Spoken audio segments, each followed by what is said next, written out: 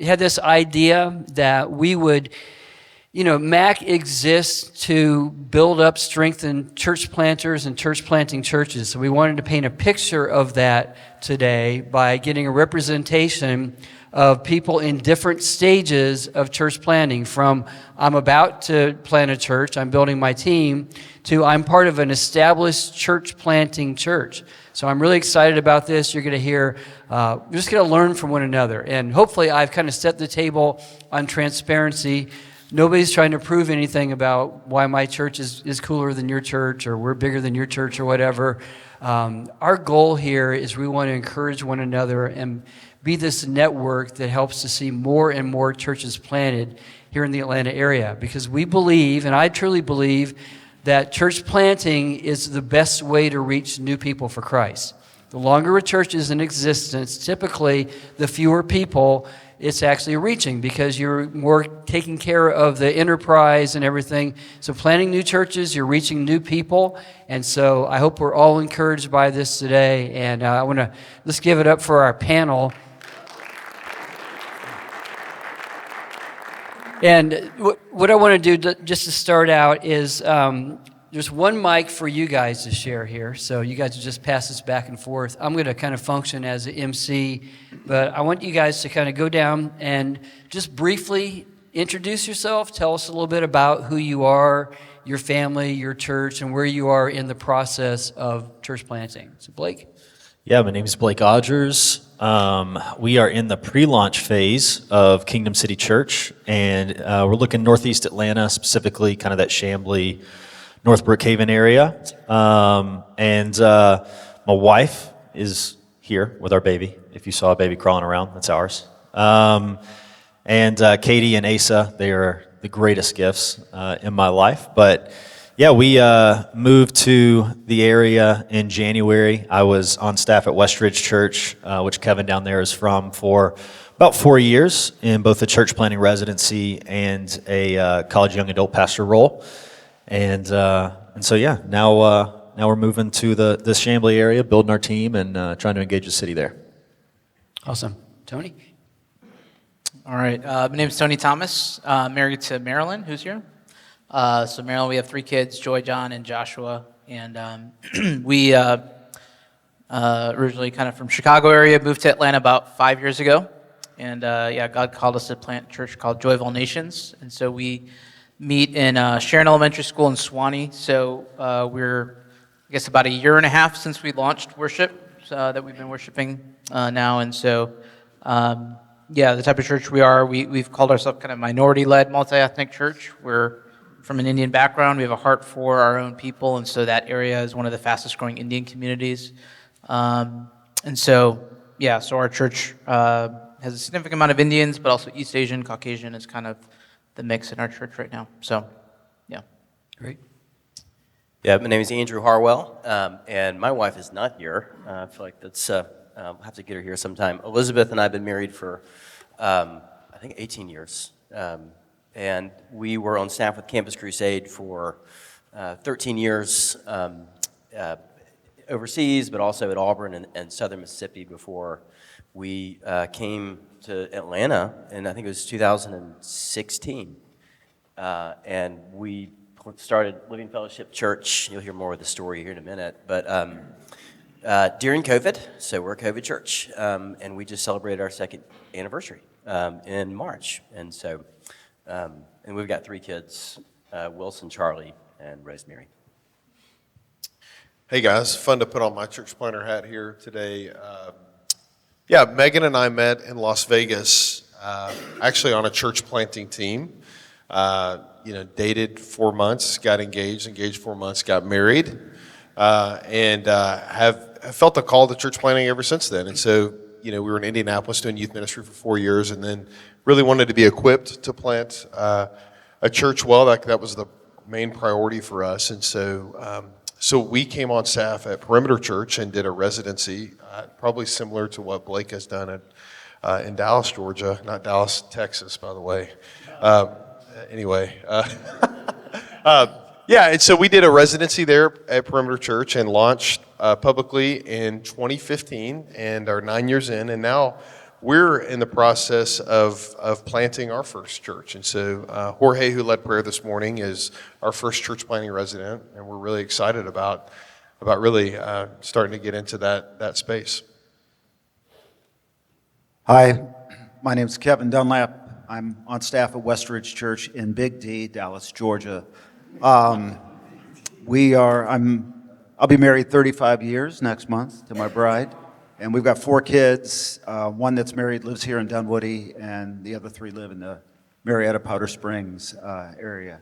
And been at Westridge for 23 years, been on staff for 19, and I oversee our church multiplication, as well as we have a local church planting network where it's very similar to this. We've talked before, how do we bring churches together, not just all one denomination, but from different denominations, to help plant churches together and to learn from each other. So, and then I have a part-time role with Send Network, which I think we'll talk about that a little later on, about helping start international, collegiate, and co-vocational churches around the country. Awesome. Kevin, that was Send, not Sin Network, correct? Depends on who you talk to, that's but right. yes, SEND. Awesome. Go ahead and work the mic down here. I want to ask each of you a little bit about your call.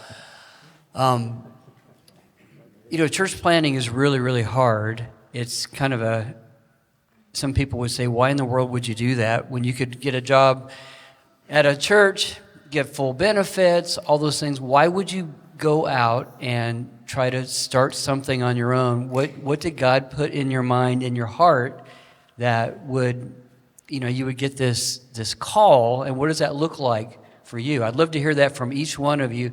And Kevin, you too, because I know you had a successful career in the business world.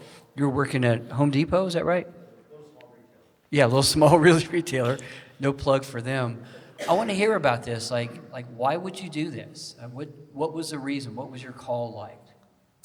Yeah, so mine worked kind of backwards, I think, than maybe a lot of people's, in the sense that, I think Jesus really captivated my life, my heart, my imagination when I was like 16 years old.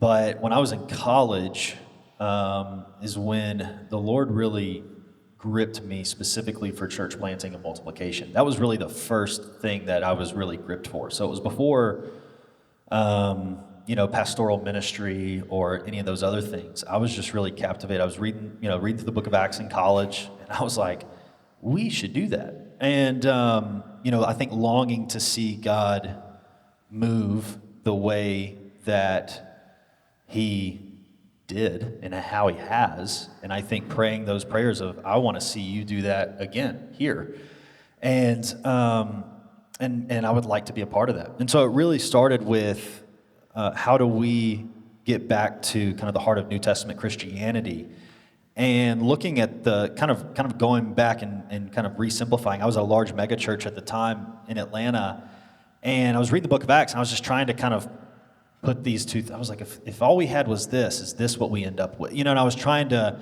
kind of put those two things back, kind of make them fit. And so the Lord just really captured my heart around the work of church planting. And then it was like, okay, well, before we can be a part of a multiplying work that sees churches planted and multiplied to the nations, we probably need to start with like one. And I think as I started to wrestle through that, I began to realize that if you're going to plant a church, it is a call to pastor. And so then it was wrestling through, what are the biblical qualifications for an elder? And I was 21, 22 at the time, and I didn't look like that. And so it began to be this process of, Lord, I need to be made into that man before I can pursue the thing that I feel like you're calling me to pursue. And so I had met my wife around that time, and was looking to kind of transition out of the space that I was in order to be somewhere where I felt like that calling could be developed in me, where I could be shepherded, where I could be developed, but also kind of a safe place for me not to do anything, but for me to become someone.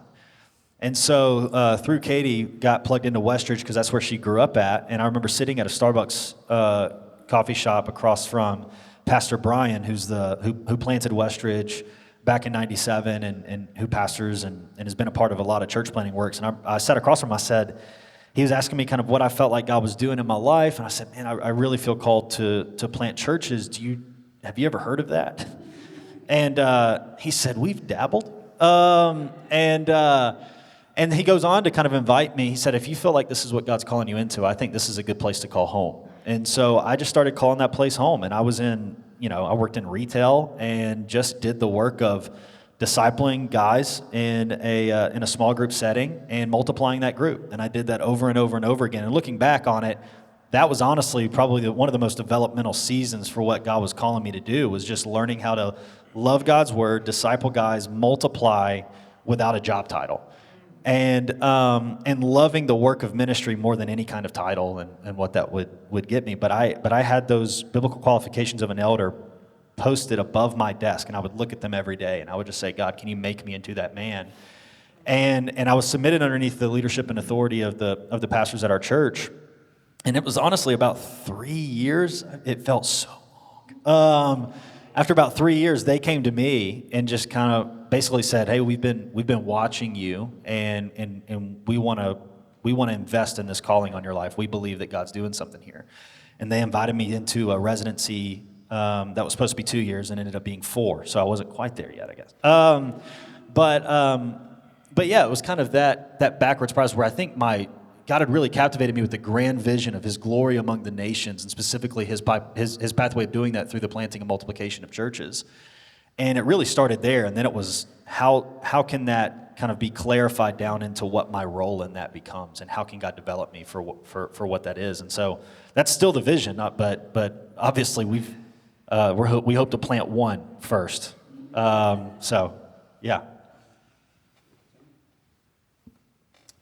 Yeah, I think for me, my journey, I grew up in the Indian church, an Indian Christian church, but I would say thankful for some foundations there, but I don't really think I quite understood the gospel. So there was, as I came to faith later in high school, I think there was a burden for sure for my own church, for a church like that to really preach the gospel faithfully and to produce disciples. So seeds of church planting kind of was there. And then another key thing for me in my college years, some of my closest friends in college were mostly Hindu and Muslim. And so the Lord really started to burden me, not just for Indian Christians, but Indians that didn't grow up with the gospel, South Asians without the gospel. And so what would be needed for them to have access to the gospel? And so wanting to see ministry done that could impact other South Asians was kind of forming in my college years, and then a sense of call to just ministry. So my wife and I got married, and so church planting had been in our hearts and something that was somehow going to impact South Asian people. But yeah, kind of similar story. It's like, well, I was like 24, and I'm like, I don't know if I'm ready to plant a church. I don't know if I feel called. I think one of the questions I always had is, am I number one guy or number two guy, if that makes sense? Like, I feel like, am I truly gifted to be a main leader? And I didn't feel like I was there yet. I felt like I needed a lot of training and learning to do. So I was at a church. We were in Champaign, Illinois, serving at a church that served college students, and intended to be there just to learn for a couple of years. Ended up being there for 12 years. But it was just great years of like learning and growing and seeing God bear fruit, through a lot of breaking, but then bearing fruit. And in that season, I think increasingly the Lord was, growing us and saying that I have called you, I have equipped you, I've prepared you to go out into church plant. And so, so kind of seed that was planted from probably teenage years that the Lord had to kind of water for several years through preparation before we eventually planted. So, yeah. Yeah, so I had never had considered or thought about church planting until I was in my 30s. I was on staff with Campus Crusade. I loved what I did. I found myself very comfortable sitting in the back hall of a fraternity house where the floor is sticky because they didn't clean up from the night before, and talking to frat guys about what does it look like to be an adopted child of God. I loved it. And Elizabeth and I were in that environment with Cru at Auburn. And we went to Southern Miss, and we restarted Cru at Southern Miss, and I mean, I thought we were hitting our stride. And, in Campus Crusade, there's this idea of being a lifer. Thought that's probably going to be us. And then I got nominated to be an officer in our church. It was First Presbyterian Church, Hattiesburg, Mississippi, which to this day, I'm like, why in the world would the Lord intersect our life with a church with such a massive organ? And the pastor, dresses a wizard. But that pastor he became a good friend of mine. It's Sean Lucas. And I got nominated to be an officer in the church. And here's this Campus Crusade guy that I just said, all right, Sean, you got to help me understand my vocation as a pure church guy and how that fits in the life of the church. And I don't know if y'all have friends like this, but when you come to and ask them a question, they never answer the question you ask. Sean never answered my question because he used the word church planting. And I just remember sitting in his office being like, what are you talking about? I'm content with this. And yet, Sean said, I think the question you ought to really consider is whether or not the Lord might be calling you and Elizabeth into this world of church planting, particularly in the PCA. And that was in 2012. And we planted our first church in first church. We'll see if it might be the only. We planted Living Fellowship Church in 2024 or 2022. And so it was a 10-year process for us of considering, hey, is this really what God's calling us to? Being patient with it.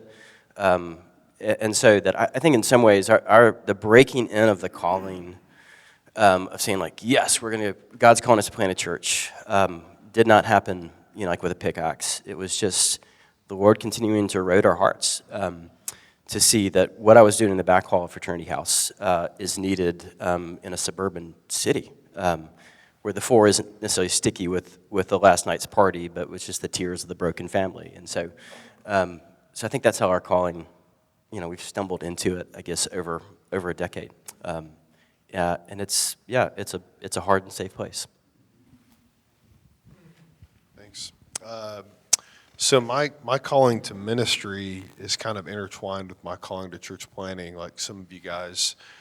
I was led to Christ. I grew up in an unbelieving family, led to Christ by a couple kids on my basketball team when I was in 8th grade, and then subsequently called into ministry as a senior in high school. So, it was kind of a big thing because then I felt like, okay, I got to figure this out. I should go to Bible college. Well, I went to Bible college and felt like I wasn't called to ministry anymore when I got there. And so after 2.5 years of that, I had this guy that was discipling me, and he's like, hey, I'm moving to Vegas to help plant a church. You want to go with me? And I thought, well, I don't have anything better to do. I'm going to quit taking out loans for this Bible college because I don't think I'm called to this anymore. So I moved with him to Las Vegas, and the first day I get there, I meet Megan, who's serving on the team, and kind of I become an intern at the church, and I found out I could be myself and be a pastor was the first thing I found out. I didn't realize I could do that before that.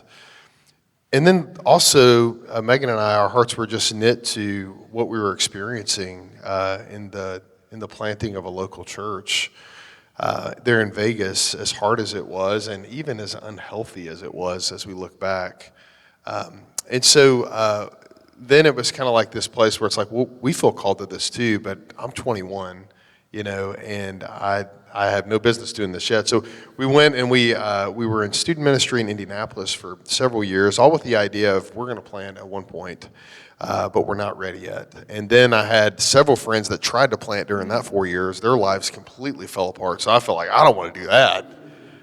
And so then there was this kind of process where the priority for us was, I think sometimes when you feel a calling to church planting, there's in my experience working with guys anyway, there's kind of a primary driver. It can either be a location or a partnership with a denomination or something like that. And for us, it was that we wanted to plant out of a healthy church that was going to care for us.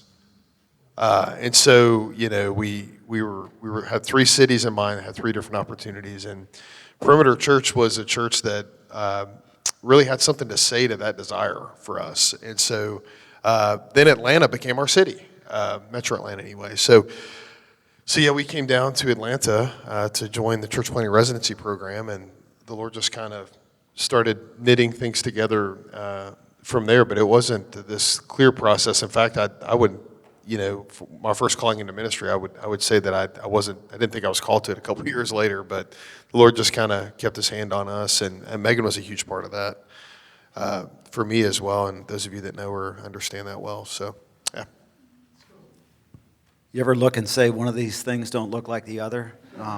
And by the way, I appreciate you talking about the evolution. I don't know why you put me down here at the end, but it is what it is. Hey, I appreciate, Tim, you asking, but I didn't grow up like most of these guys. I grew up Italian-Irish kid, Roman Catholic, up in northeastern Ohio. And we kind of joke, my parents were in the iron and steel business. My mother ironed and my father stole. But anyhow, got moved down to Georgia 21 years ago, and we found Westridge quickly after we moved here. Business guy, worked for Home Depot doing business development, traveled 45 weeks a year. But when I wasn't traveling, most every weekend I was serving in the church. My wife we got heavily involved. When you don't know anybody, right, that's your community in the church. And so we worked in our high school students because we had kids in high school. And one Saturday, we were going to dinner at our high school pastor's house. And I heard he was getting ready to plant a church. We've been planting churches out of the church. And so I'm thinking, he's asking for money. I'm prepared for that conversation, right? Home Depot was super gracious to me. We went to dinner. He didn't say a word, which is highly unusual. And we sat across his kitchen table. And he's like, hey, I want you to come be my executive pastor. I couldn't spell executive pastor back then. But honestly, that's when I heard from God. God said, don't say no. And I laughed in his face, but I heard God say, don't say no. So my wife and I actually flew to Baltimore. We checked it out a couple times. And I tell people all the time, my response was like a cardiology report. It was yes, no, yes, no, yes, no. And we knew better than tell God no. We just said not now. We didn't have a peace about it. And so that's when Brian Bloy, founding pastor of Westridge, I was an elder there. Don't judge him for his poor judgment on that. But he said, hey, listen, if you say no to Baltimore, let's talk about you coming on staff at Westridge. And so 18 years ago, God's crazy sense of humor called me out of the business world. Came on staff, oversaw groups shortly. And then during the sexy time of 2007, 2008, 2009, when we were printing money, right, took over the administration and XP at Westridge, and that was not fun.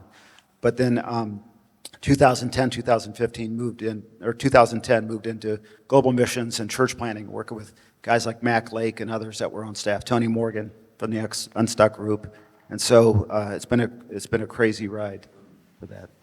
So my point, though, for those of you that are church leaders, you tend to look at young guys like Blake to come out and be your next leaders in ministry. You can look at some old guys too and just say, you call them, let the Holy Spirit do the work that the Holy Spirit does. That's awesome. Thanks, guys. I was struck by the importance of the local church in each one of your stories, that nobody went out to plant a church because I'm part of this external church planting organization. I mean, you may have been part of a network, but everybody was nurtured in a local church. And I think that says a lot to us, no matter where we are in our stages of hey, I'm planting a church or I'm part of an existing church, that the local church is the incubator and the development area for future church planters. And we just saw all that right here. I'd love to hear about your teams. Tell us a little bit about how did you build your teams, or how are you building your team? This is one of the things that we've seen, especially coming out of COVID, is the importance of planning a church not on your own, just you and your wife, but having a team around you. So I'd love to hear a little bit about the story of where you are. Blake, I know you guys are early on. It might just be you and Katie, but what does that look like? Just tell us a little bit of the story about developing and building the teams to help you to plant your churches. Yeah, loaded question. No, this is it's been a development. I think kind of going back to my story a little bit, the Lord graciously, kindly, in the midst of the local church and underneath healthy leadership, just kind of over that course, just revealed my own neediness. I think there was kind of a mixture of things, revealing my own neediness, but also in a time and season where, unfortunately, there was a lot of kind of those isolated senior, big personality leaders that were falling kind of all around us. And it was kind of a mixture of seeing those things that kind of was like, man, I don't think you're supposed to do this by yourself. And obviously reading the scriptures and being like, yeah, I don't think you're supposed to do this by yourself. And so the idea of team leadership and plurality and kind of the beauty of the body of Christ and understanding that I can't display Christ to a community or to a city in and of myself was kind of a big part of kind of developing the vision and the heart behind needing to do this with other people. And so as we were, doing ministry at Westridge, knowing that what we were going to do, I think I was very careful along the way. I just wasn't, for whatever reason, I just didn't feel the need to try to get people to come with us. And I know that that's weird to say, but I didn't feel this need of like trying to constantly pitch people and sell them and try to get them to join us. I just really had this sense, and I think Kevin may have told me this in a meeting one time of, hey, if God's calling you, he's calling other people. He's going to call other people. And so we just said, okay, how can we lead in the way that we feel God's going to call us to lead? How can we cast vision constantly around what God's calling us to do? And how can we get people into the geographical location that we feel like God's calling us to? And then just continue to open up opportunities for God to call them, really without us having to kind of force the issue. And that was kind of the bonus of once again, we kind of knew that this is where we were headed. So we were able to do this over some time.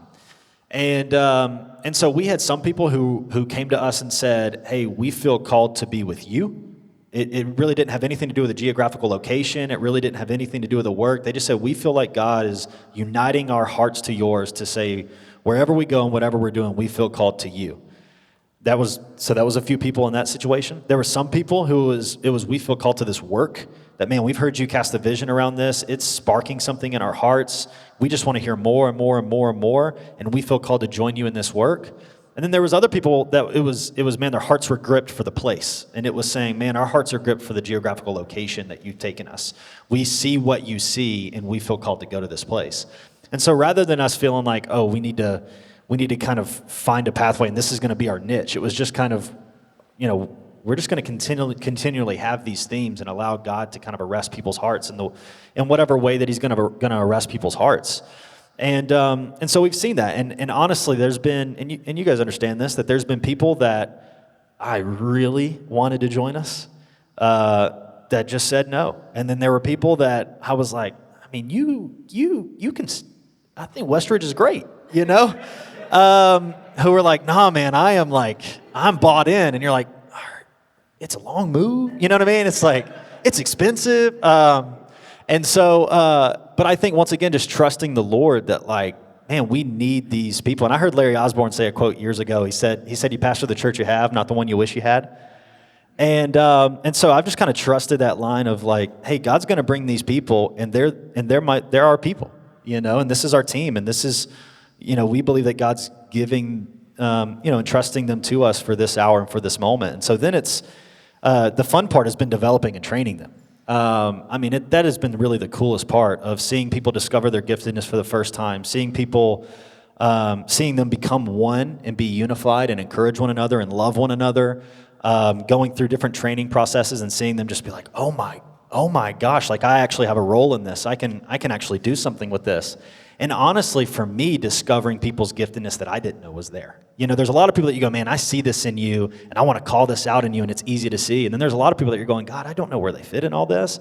And then you come to find out, you're like, oh my gosh, like you're going to be a secret weapon in all this. I mean, there's a guy who's joining us who has just a quirky personality, and he's a science teacher at a school, and he's gifted in he teaches English as a second language. He has all these different qualifications, and the dude just is, just bought in. And it's been so funny because if you picked him out of a lineup, you wouldn't say, this is the guy who's the most influential in this crew. And yet, when people have come to be a part of what we're doing, he's the one that they feel most drawn to. And it's not something that would be obvious and apparent. But he's just really good at loving people. And so all that to say, like, it was kind of a multifaceted thing, and then just trusting the Lord and the people that he brought us, whether they were first-round draft picks or or not. Yeah, I could relate to a lot of that. I think so our church planting journey is interesting. We, for a little bit of background, we were here in Atlanta doing a residency with Perimeter. We're going to be here for a year and actually go to Chicago to plant. And we're going to plant through our previous church, but there was kind of a fallout that happened at that church, kind of a moral failure issue. And so we actually had a core team and a church plant kind of there in Chicago for us to go back to that we had to close down. And then I was at Perimeter on staff, and I'm like, we're not church planter anymore. And I'm like, what am I doing with my life? And then COVID hit, and I'm like, we had like this little apartment, and so I'm sitting in the closet, in our apartment, like, God, what is going on in my life, And so it was really discouraging period, like a dream that felt like it was crushed.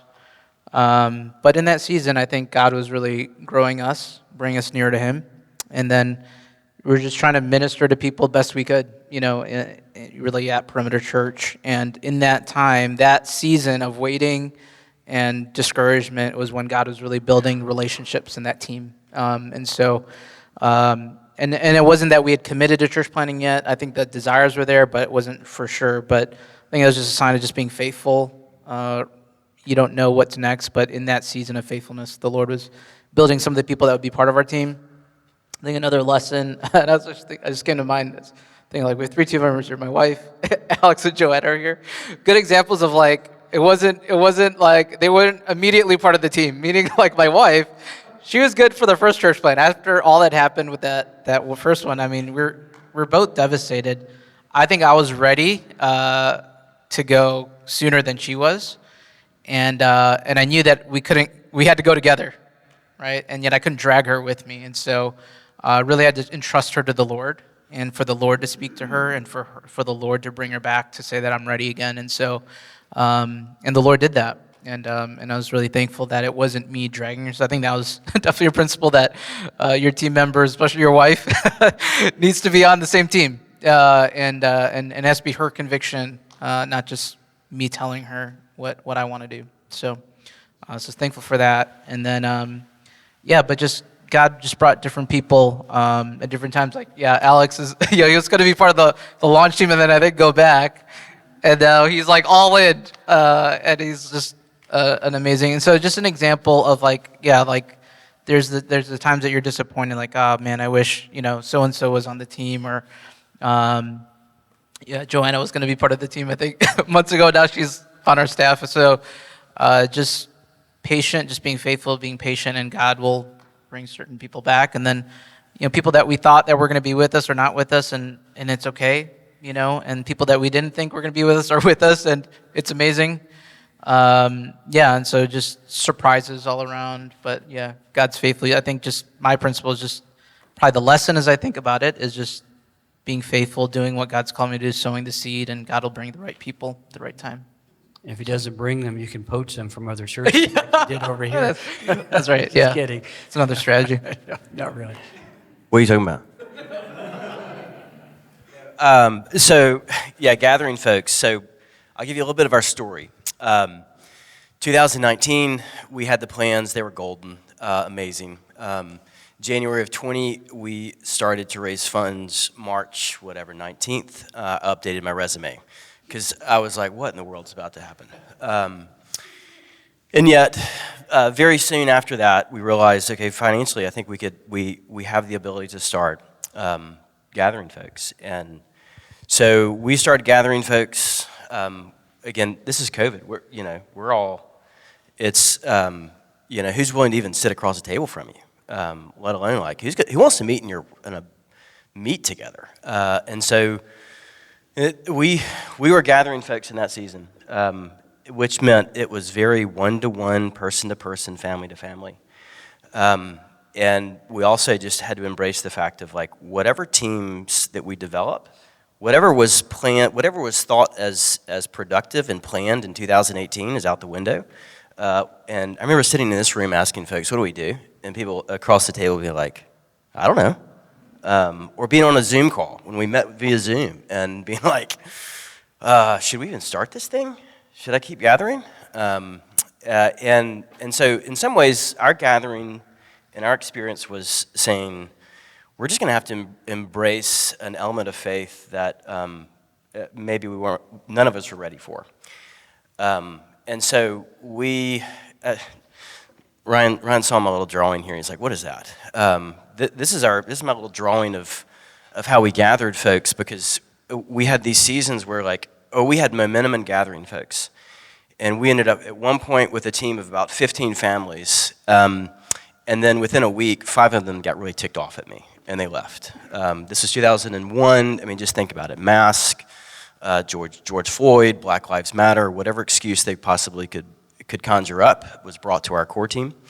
And then we'd gain more people, and we'd be like, oh, excited. And then we got to this point where in 2001. Thank you. See, I'm so scarred. I don't even know the dates.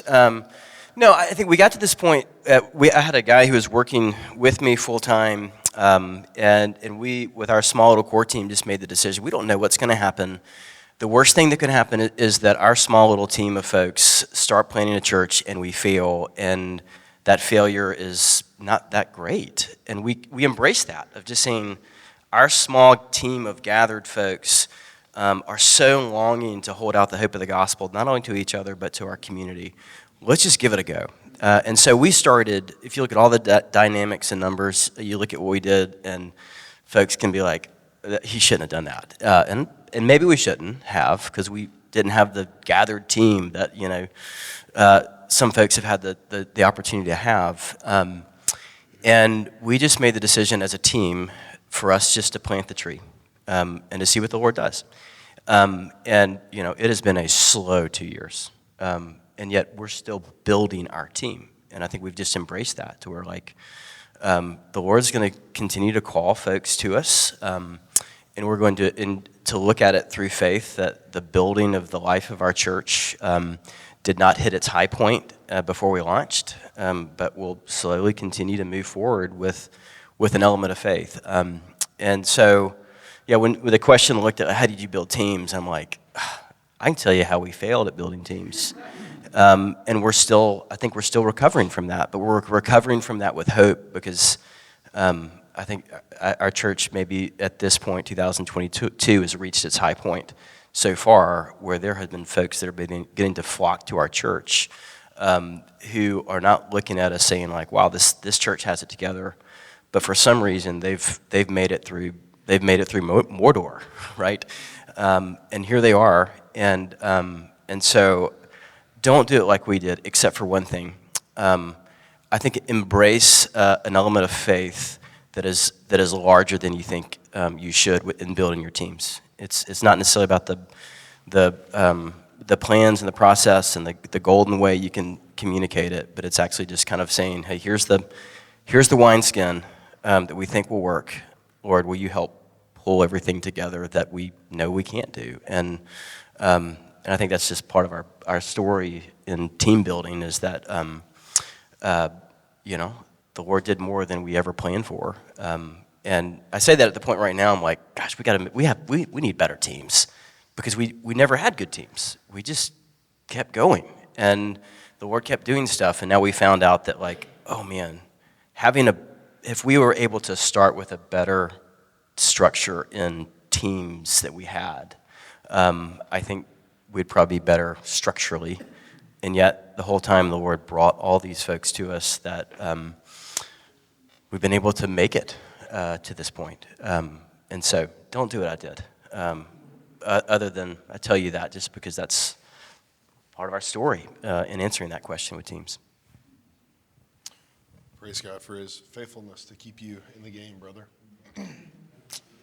So I got to Atlanta in 2012, Megan and I did, and honestly, I was like, I think they're pretty good on churches here. There's a lot of churches here. Because you're trying to look for a reason to gather people, and you're like, well, there's no churches in this square. No, there's churches there. But as you know, they're not all effective churches, and some of them are dead churches without any semblance of the gospel. And so that was not our strategy to say there's no churches here, because there were churches there. So I began to just go on this journey during that residency period of asking people about their faith. What kind of faith do you have? And I'd ask people a few questions over that 2 years. I'd ask them if they were a person of faith, and if they were a person of faith, I would explore that, no matter what kind of faith that was, and that led to some great opportunities. If they said they were a believer, I'd say, okay, what do you think it means to be a disciple? And, they'd say the typical kinds of things like church attendance, giving, serving, et cetera, et cetera. The third question I ask is what led to the burden in how we gathered people in our church, which is this: how do you go about making disciples? Because if the Great Commission says that our greatest calling is to glorify God by making disciples, we better know how to do that as a church. And what I found was that in my area that God's called me to, and probably your area too, there was an immobilized church. A church that really wasn't on the mission that Jesus called them to, because Jesus didn't call us to go to church, he called us to make disciples. And so for us, we said we are not going to start a worship gathering. We're going to build the root structure before we build, this, because at the time it seemed like that's the last thing Atlanta needs is another worship service to go to. And so we started with 2 discipleship groups. I had a group of guys, Megan had a group of girls, Brandon was in that group, or at least the second group anyway. And we just said, we're going to go deep, and kind of, it's our mission statement now, it wasn't at the time, but we want to make, mature, and multiply responsible disciple makers. The key emphasis on responsible, taking ownership of your own journey and multiplying, giving your life away. And so we've been on a journey since that day, and we did not launch corporate worship until we were able to multiply mature disciples who knew what to do with people.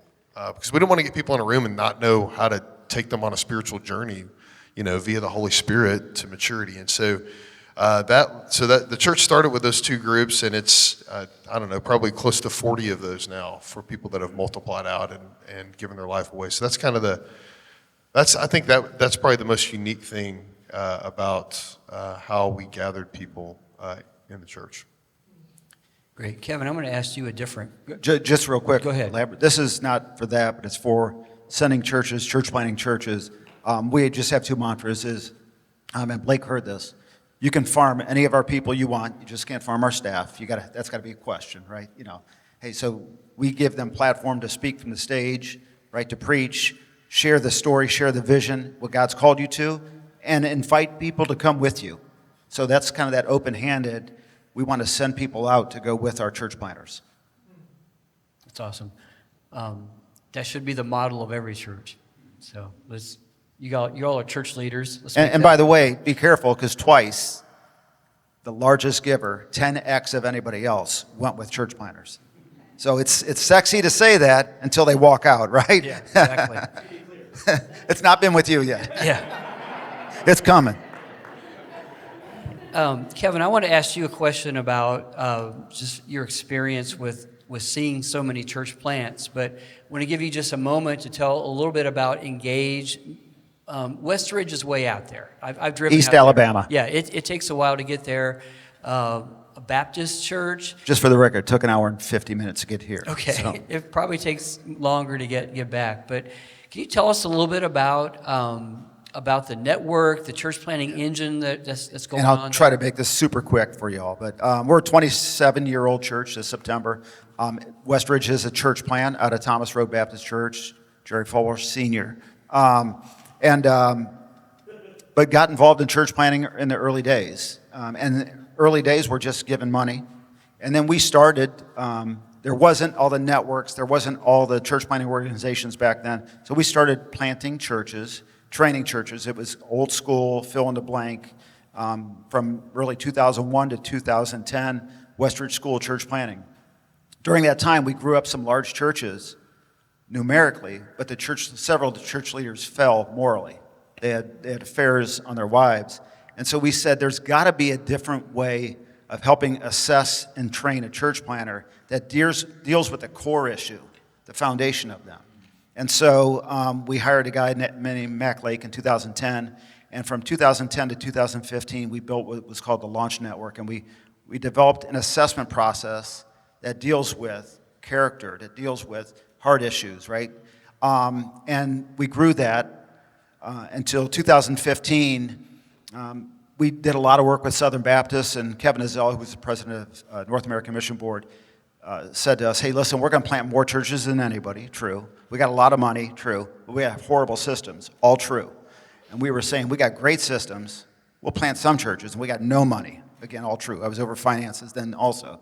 So really in 2015, we gifted the assessment and the training and the coaching to North American Mission Board on 2 conditions. One, that they would roll it out to all 34 of their focus cities around the country. They call them SEND cities. And 2, that they would open it to other networks and denominations.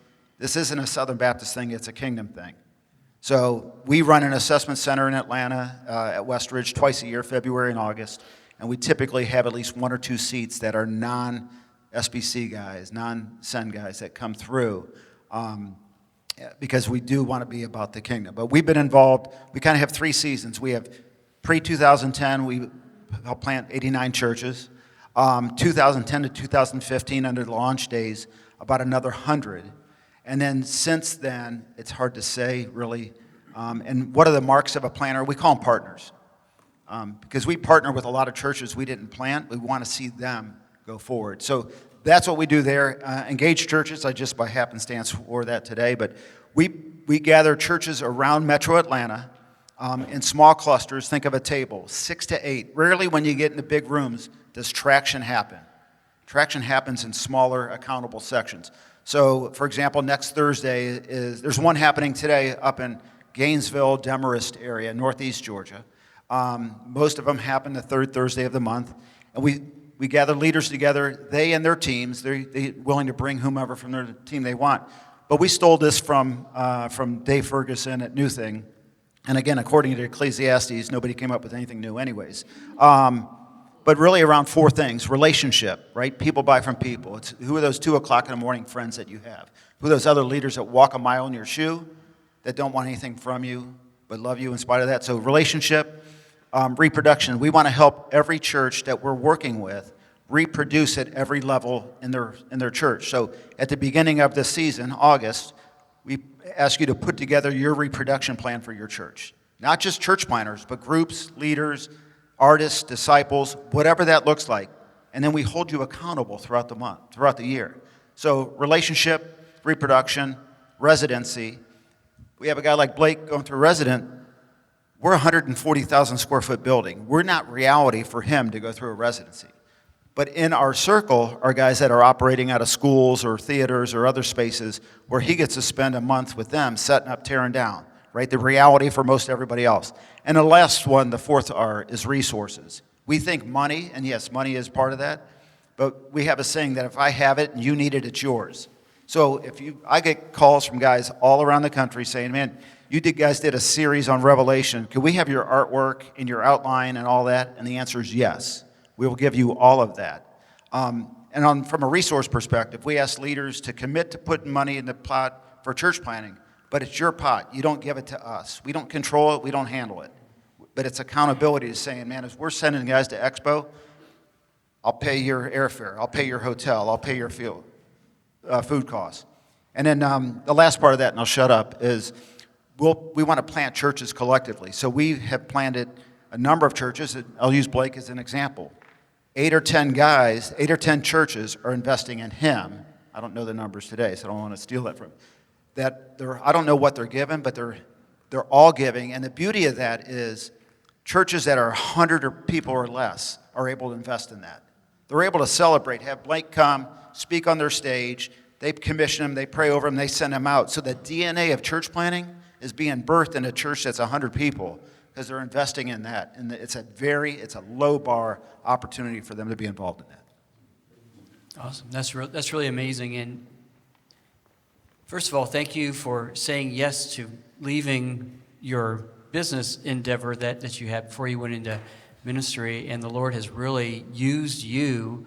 You know, this is a lot of your DNA and everything that's kind of coming out of this, the open-handedness, and thank you for your willingness for us as a network to partner with you guys and look for more ways that we can do things together. One more quick question, and these are for the 3 church planners who have already launched. Okay, so this is for you 3 guys here. Either your biggest surprise or your biggest don't do this kind of advice? We have people from different stages of church planting here in the room, from church planting churches.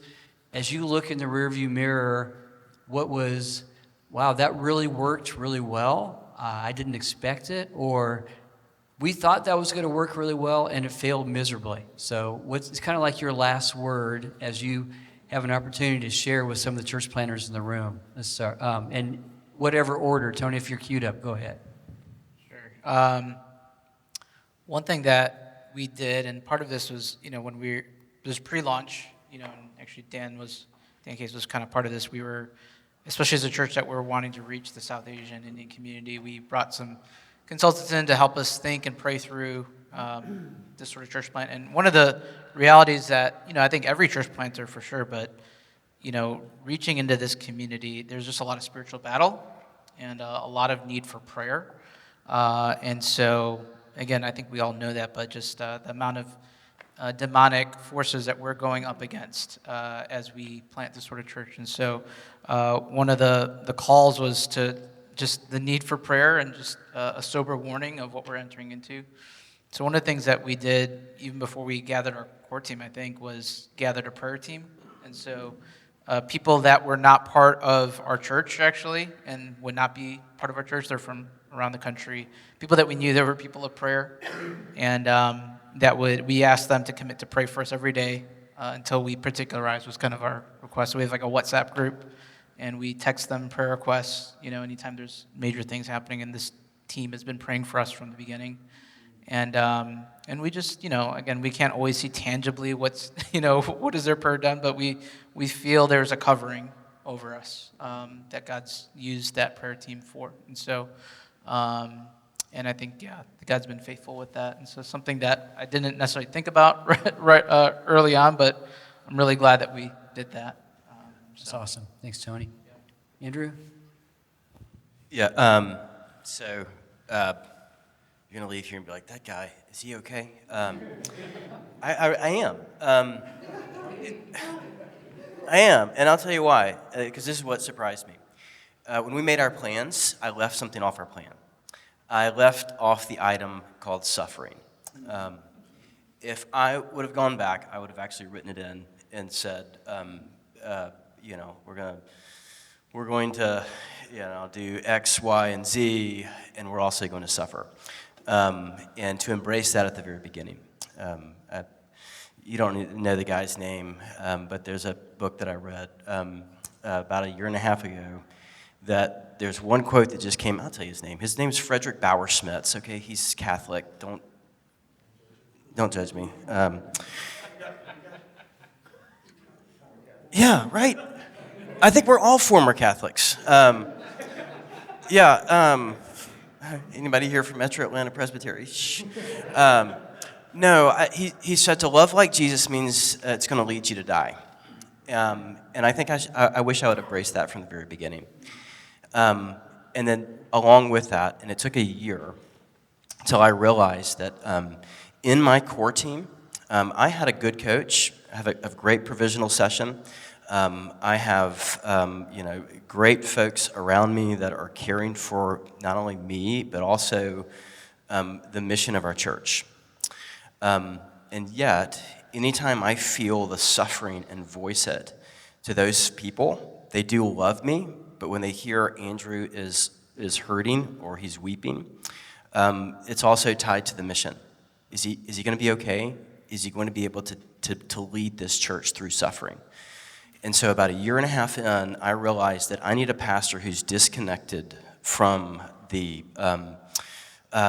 mission, who is particularly my pastor or my counselor. Actually, I have a counselor who's also a pastor, so it works perfect. To where I have someone on my care team that when I say, I think I want to quit today, he's not considering whether or not this church is going to make it or not. He's saying, oh, Andrew, I want you to hear this. And oftentimes when I get to those moments, he pauses and he says, Andrew, I'm proud of you. You're doing really well. And I think just the hardship of the church planning cycle that we've been in, In some way, that's been God's grace to us, is to embrace the fact that we have been called to suffer, and it's going to cause me to die, and that I have a pastor who does not care if Living Fellowship Church makes it or not, but cares that I make it, and cares that Elizabeth and I make it. And so there's my parting advice. If you're creating plans right now for your church, put $5,000 in there a month, if you can, for the sake, not a month, but a year, for the care of your soul that is disconnected from the mission. Because in some ways, I think when you said, thanks for persevering, I've actually had people beside me who said, it's worth persevering. And not for the sake of the church, but for the sake of your soul. And so there it is. I'm okay, I promise. But I do like to cry, and it's all right. So there. Thanks, Andrew. Thanks, Andrew. I think I couldn't imagine how much God would do through a little bit of faith. I think that's the biggest surprise to me. I mean, I was fear-driven, making decisions out of fear, staying out too many nights away from my family out of fear of not making. I was so afraid to not make it because my identity was so fused to succeeding. And there were several in this room that were part of that journey of me actually believing the gospel for myself before I was preaching it to others. But I look around the room and I think about what's happened in our church, and there have been so many people that have found callings, some vocational callings into ministry because we were willing to say yes, even though we didn't have it all together. And that's been the greatest joy of my journey in planting this church, is seeing how other people's callings have come out of our yes. I can't even and many of you know this story. My father became a believer in my church, which is just an amazing thing. So, yeah. You baptized him. Yeah, and my dad was, married and divorced 5 times. I mean, an addict my entire life. So.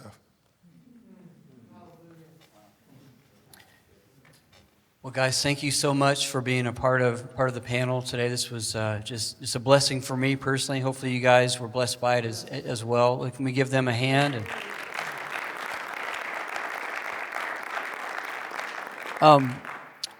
So next month, and then Ryan, I'll have you close out in prayer. Next month, we have Jason Cook, who is the senior pastor at Fellowship Bible Church. He's going to be coming here. He's going to be our subject matter experts. I'm sorry we didn't have any subject matter experts today, but we had some gold here from you guys and some incredible wisdom, so thank you so much. Jason's, he came into Fellowship during COVID, during all this stuff going on. Crawford Loritz had transitioned off, so he came into a firestorm, and he has a lot to share about God's faithfulness through all that and how he weathered the storm, so I'm really looking forward to having him with us. So, Ryan, any closing thoughts before you close us in prayer? No, I'm really excited about what's possible through people that are willing to say yes. And so thank you for saying yes to today and being here with us. And I'd love to pray for us, and we'd love any feedback on how we can help you plant churches. And we're trying everything we're aware of, but we're open. We're not afraid to fail. We believe that God is building his church, and he's using church planters out on the front lines to do that. So I'll just leave that with you, put that ball in your court. And I'll pray for you. And then I actually want to close by just giving a benediction, too, as we go from here. Father, thank you for this time together today to reflect and to recount the ways you've been so good to us, Lord. We thought we were doing something for you, and you were doing something for us the whole time. And so, Lord, I just ask that you would put your special hand of blessing on each and every person here, no matter what they're going through right now. I pray that they were encouraged today, and that, God, that you would strengthen their faith as they leave here today. And Father, help us to know how to obey you, Lord. Help us not to overfunction and to live out of our fear and out of our own strength, but Lord, to follow you. And Lord, just give us a faith that's winsome because it's so rooted in you. So Lord, we ask for that and we pray for that. We thank you for it in Jesus' name. Amen. Receive this benediction. The Lord bless you and keep you. The Lord make his face to shine upon you and be gracious to you. The Lord lift up his countenance upon you and give you peace. Y'all be blessed. Have a great week.